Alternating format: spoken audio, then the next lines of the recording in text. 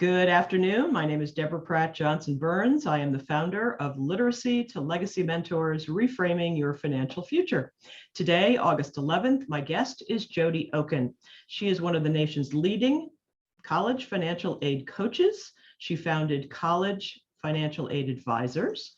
She is the About.com money expert, and she's one of the most leading financial aid experts in the country, according to Huffington Post. Today, we're going to talk about realities and myths and how to score a fabulous package for financial aid. And she's got all the tips and tricks. So I'm very excited to introduce my guest today. And Jody, please take it away. Thank you so much for being here.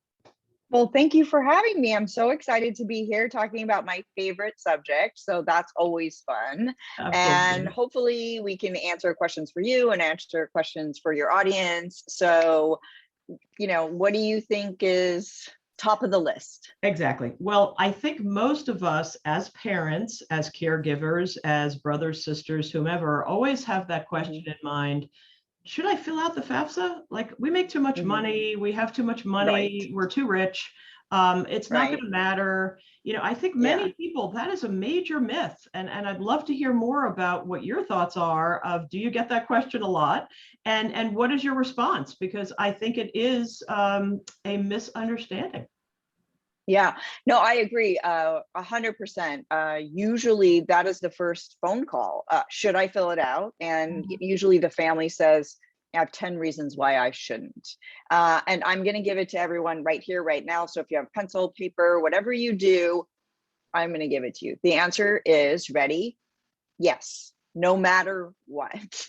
So what you need to do is, if you plan to have a conversation with the college and your student or your child has been working really hard, getting good grades, good test scores, whether that matters or not, and doing all that they do, your job, as you said, aunt, uncle, grandparent, family, and your job is to fill out the FAFSA, because you cannot have a conversation with a staff member of, I don't think I can afford this.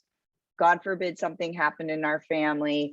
I need you to answer a question for me. That's how it is. As a staff member at a college that I work at a liberal arts college in California, that's the first question I say. Did you fill out your free application for federal student aid? The minute they say yes, I can answer a lot of questions. When they say no, I can't help them because I have nothing to work with. Exactly. That's an excellent point.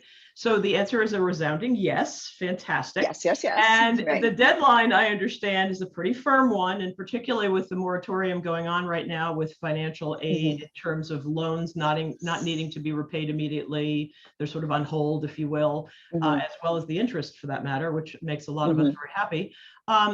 Do you suggest that people do the FAFSA and make appointments with people such as yourself right now, or what's the deadline? So let's back up just a little bit and talk about, when does it go live? So the free application for federal student aid goes live October 1st. All right. Every state, every college has a different due date. That financial aid due date is different than admissions. So yesterday I was talking to a family. The student had done a wonderful job. He wrote all the colleges he's applying to. He wrote all the deadlines he was applying to, but those were admission deadlines. So be clear that when you and I are talking, we are only talking financial aid deadlines. Go to the college website, scroll to the financial aid page, click on deadlines and timelines, and it'll say the early action deadline, the early decision deadline, the regular deadline, and what that college needs to apply for financial aid. Okay, that's fantastic. Thank you. And to that point, let's say you're in college and you are experiencing the moratorium like the rest of us, everyone in the United States is. Could you explain a little bit about what has happened during the pandemic in terms of loans? People have taken out significant loans, whether it be federal or otherwise private. And do they need to pay them back now? Should they pay back the interest now too? It's very confusing. Yeah, it is very confusing. And I think, again, I always like to take a step back, when the president is, or the Department of Ed, or the Senate, or the Congress, or whoever's making the decisions about this loans moratorium, I think what needs to happen is we have to realize that there are many other people of all ages in the globe who have student loans. So it's not just the families the kids are attending college. These are people who might have 200,000, 50,000, 90,000 of old loans. Right. So all that we're doing, or the government is doing right now, is putting a freeze on it. Now, I am going to speak very transparent today and talk about, even if there's a freeze, if you are someone who can make a payment, hit your interest, or hit something else on your loan, please go ahead and do that, because your loan may be sitting there. It might be growing. There might be something going on, and maybe you missed something. So please click on your lender's website, your loan servicer, and see what's going. Watch your loan to see what's really happening. Don't just try not to do out of sight, out of mind, out of sight, whatever it is, because you need to watch your loan and the history of what's going on. So they are being kind. It's January 31st, I believe, right now. And I think that's great, but it might be different for a different demographic. So if you're 30 and you're out of work because of your industry, I have a student who's out of work and couldn't afford their rent, let alone their loan, because their industry, went under. But if you are still working, then pay it a little bit. It's mostly for the families who are really, really struggling. I see. Okay. So that's a very, very good recommendation. And I like the not out of sight, out of mind, because I think that will come up and bite us very sincerely when the time comes to actually pay for those loans, once it's 6 months after a child graduates from college. Correct. We talk a little bit about sort of what is back to the loan application.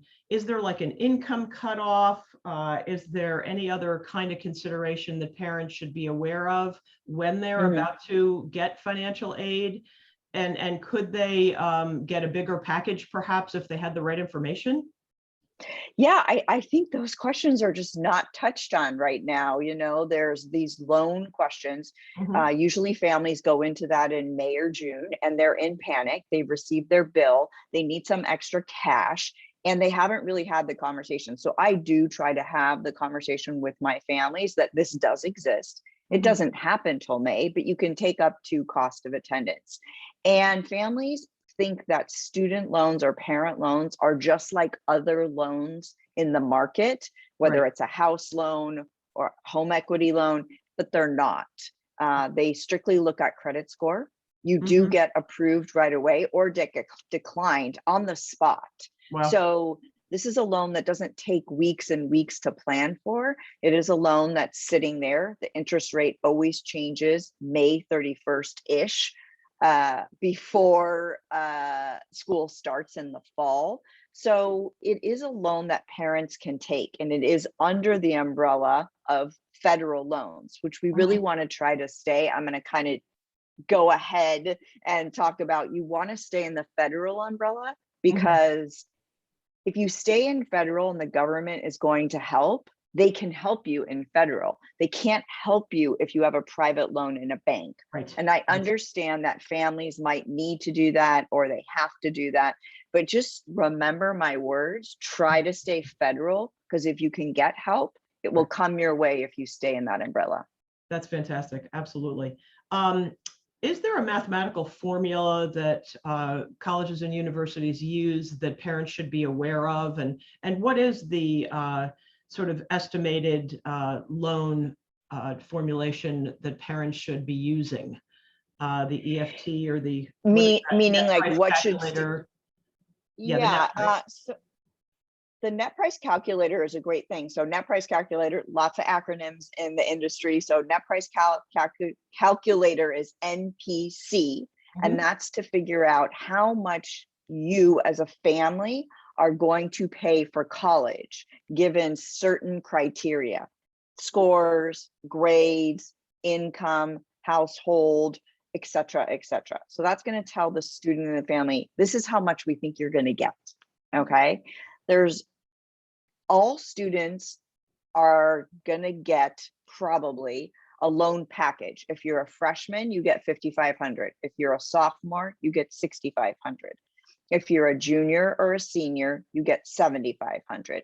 Of those amounts, it's usually, let's just use freshmen as an example, $3,500 for the subsidized loan that does not accrue interest, the government pays it, and is not due till 6 months after you graduate. Of that $5,500, $2,000 is an unsubsidized loan that does accrue interest. You can pay it or not while the loan is alive, and it's due 6 months after you graduate. Now, there's another loan on top of that for undergraduate students where a parent can take a plus loan for up to published cost of attendance. So to answer your question, there's not really a rule, there's just a limit. So you can't buffer it. You can't take 20 grand more or 30 grand more to pay extra expenses. It caps. I see.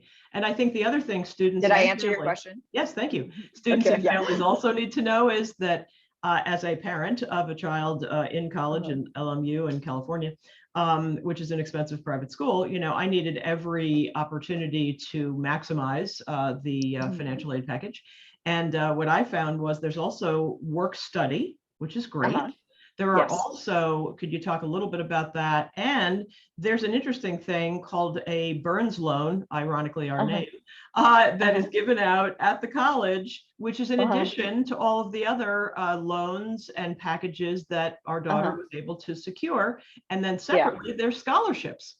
So could we talk, maybe you just covered the loans very efficiently. Could we talk a little bit about like work study, grants and loans from the college, and then also scholarships? That would be fabulous. Absolutely. So when you're dissecting or reviewing your award letter, there's certain items, like you're saying, that are on the award letter. There's grants and scholarships. They can either come from the federal government. If you make a certain income, you could get a Pell Grant.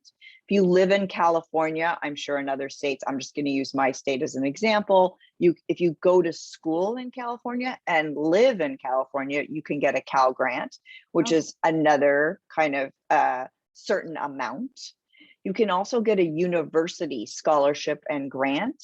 Sometimes that is based on need, or sometimes it's based on merit. So depending on grades and test scores of the student. Okay. Then there's something called work study. It's a federal program. You need the free application for federal student aid filled out. You need to meet the deadline. And if the student is awarded work study, then the student can get a job on campus and make minimum wage and work in any office that they apply to. Maybe they work 1 day a week, 2 days a week, and the federal government sends that college the money. The student gets a paycheck every 2 weeks. The family decides how the student is paying for it. It does not come off the top of the bill. So just remember, federal work study is $3,200, $2,000 that the student can work and earn that money for the whole year. Great. It's a great program. If you get in, if you don't get in, I do have something to say about that.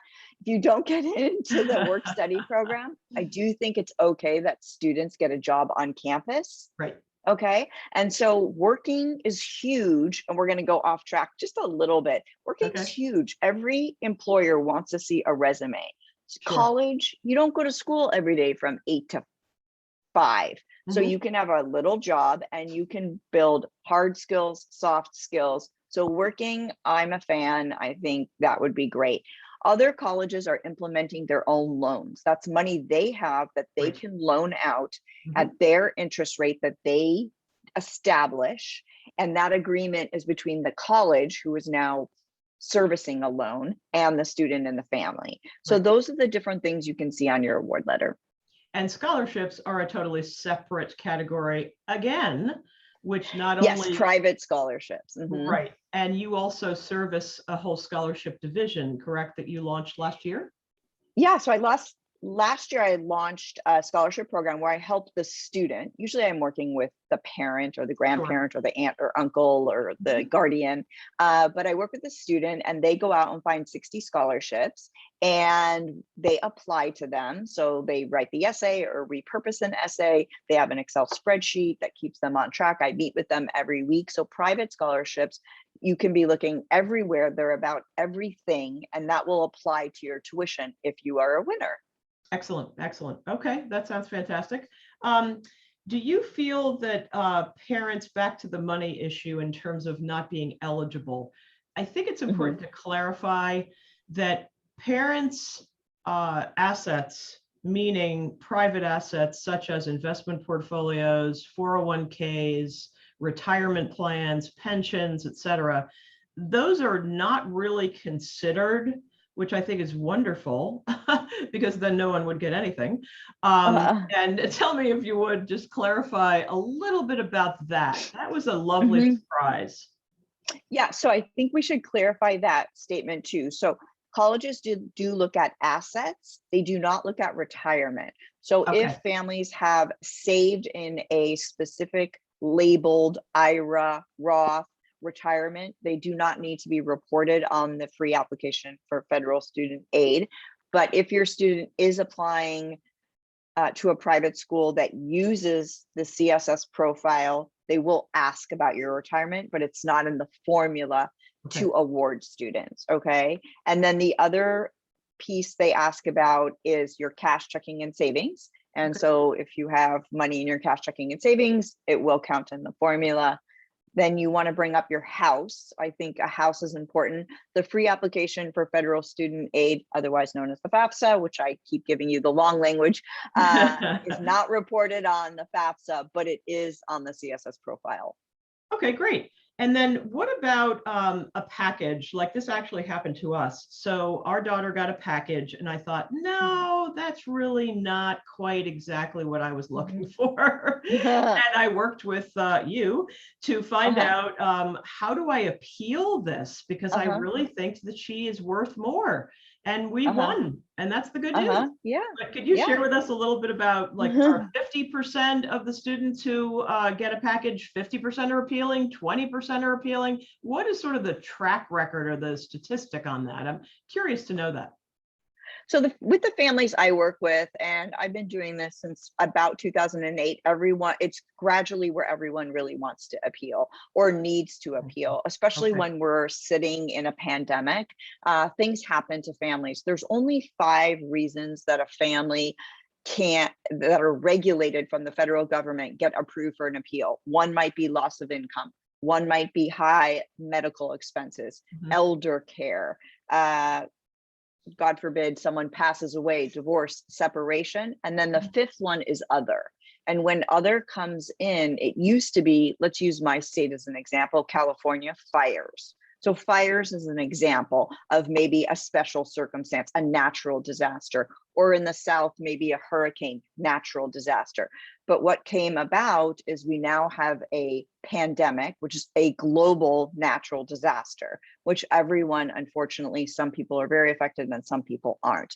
So do contact the college, let them know your special circumstance, have a conversation with them. They'll ask you questions. My biggest tip today is just answer their question. Right. They have an audit process. They need things in writing.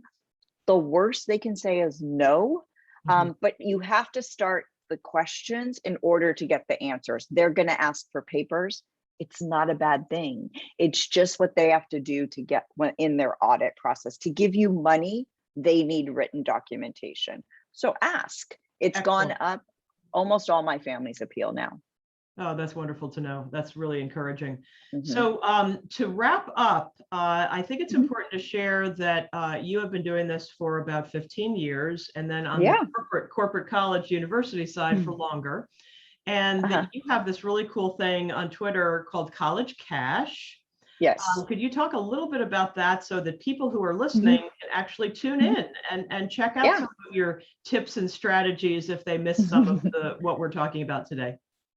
Yeah, absolutely. I started in social media. I love it. So I'm at Jody Oken on Twitter. You can follow hashtag College Cash. I do a Thursday night informal chat. And so you can follow me there, 5 p.m. Pacific. I also have a closed group college talk. I will be doing a lot of video this year as we go into it, and Instagram College Cash. So that's been my tagline, and it's been great. I also have a book, Secrets of a Financial Aid Pro. It's located on Amazon. So again, you can check it out. I'm happy to answer questions. My website is collegefinancialaidadvisors.com. Click the contact page, write me a note. I will call you back. It's free, it's 30 minutes, and I answer any questions you need. That is absolutely tremendous, because I think this is an area that most parents and frankly students and people in general find somewhat challenging. And I think that you not only demystify a lot of this content, but you make it fun, which is really great. So I love that. Well, yes, I of course. Thank you. You're very welcome. Thank you. And I also offer a complimentary consultation for business and personal finance consultations. It is also 30 minutes, and you can sign up on literacytolegacymentors.net. And when you pull up this website, you'll see sign up for a complimentary consultation. It's just a wonderful opportunity to talk to both Jody and myself about any of the things that you may be challenged with, that you may find you need answers for, that you're not getting in the World Wide Web or from your colleagues or professionals. And we've both been in the industry respectively long enough to know that we have a lot of experience, and we can really help you move the needle and get to the next step a lot quicker than perhaps you can do yourself. So we'd be delighted to help you. And I want to also mention that Jody will be speaking again on some expanded topics beyond today's, and that will be on the 23rd of this month. So always tune in. We typically have events every Wednesday at noon, but this event will be on a Monday, as I'll be traveling. So it'll be Monday, the 23rd of this month at noon. And I'll look forward to seeing you then. And thank you so much for joining us today. And Jody, thank you. Thank you for having me. Excellent feedback. Really super appreciate that. All righty. We'll talk to you soon. Have a great day.